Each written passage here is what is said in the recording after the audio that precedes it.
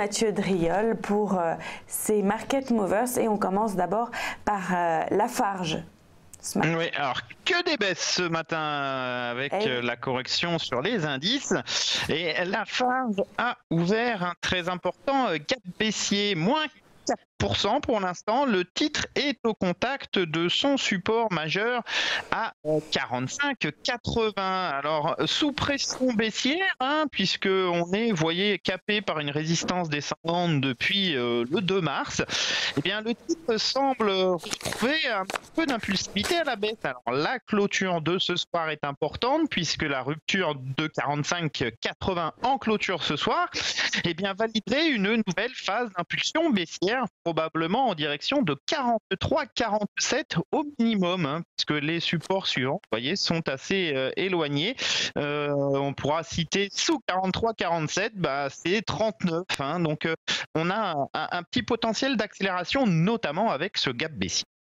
Autre titre qui mérite de s'arrêter ce matin et qui est en baisse, c'est Forestia.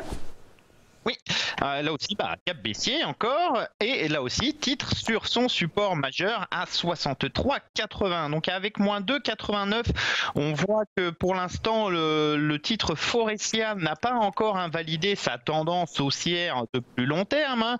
On est sur un titre qui quand même a beaucoup progressé jusqu'à réaliser un sommet historique à 74,50. Il n'y a pas tant que cela fin janvier, mais là avec encore la séance d'hier avec un moins 80, la séance d'aujourd'hui, on a une véritable pression qui se met en place.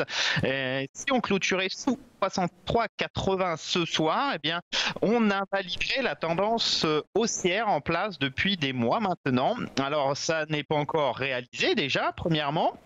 On avait déjà testé ce niveau début janvier avec un rebond. La qualité de la bougie du jour va être importante et la rupture en clôture de 63,80 nous ferait basculer sur quelque chose de neutre et non pas de baissier. Il y a un autre titre aussi qui est en baisse, c'est celui du fabricant de matériaux semi-conducteurs. Pourquoi? Quelle est cette chute? Alors, pourquoi ça? Moi, je m'intéresse pas au pourquoi, en fait, en analyse technique. Je m'intéresse vraiment au comment. Moins 3,40 sur le titre, une zone, en fait, de plat réalisée depuis le début novembre, entre 71,40 et 56, donc un plat quand même assez large. Le dernier test du bas du plat avait permis le rebond des derniers jours, mais ce rebond n'a pour l'instant pas permis de rejoindre la zone haute. Ça, c'est un premier élément qui nous indique qu'il y a une sorte de faiblesse sur cet intervalle. Théoriquement, vous voyez, le moindre contact comme celui du 18 décembre provoque un rebond rapide.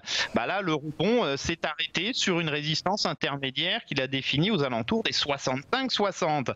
Alors, pas encore là non plus de dynamique baissière puisqu'on reste plat, mais si on revenait sur 56, qu'on retestait ce niveau, on risquerait de le casser et de basculer sur quelque chose de beaucoup moins sympathique. Donc, attention à la séance du jour.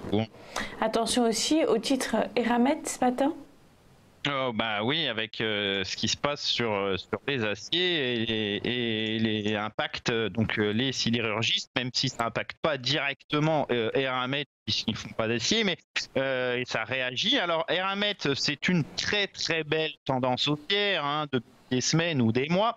Les cours ont même franchi il y a quelques jours de cela une résistance majeure à 124,70 et ce niveau est actuellement travaillé sur la séance du jour à moins de 44. Alors attention, puisque si on réintégrait ce niveau, en fait on aurait un franchissement de résistance qui n'a pas fait accélérer les cours. Donc là aussi ça serait un premier signe que la tendance haussière commence à s'épuiser.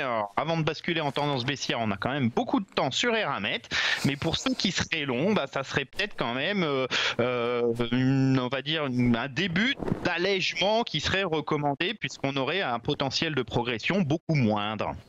Et concernant le potentiel de projection d'Airbus, il n'est pas là ce matin, c'est ça? C'est encore une correction, Alors c'est pas énorme pour l'instant, moins 1,78. On voit bien graphiquement que le titre, avec ce puissant rebond qu'il a fait le 16 février dernier depuis son support majeur à 82,14 et l'ouverture de ce très important gap haussier conserve, on va dire, une inertie haussière forte.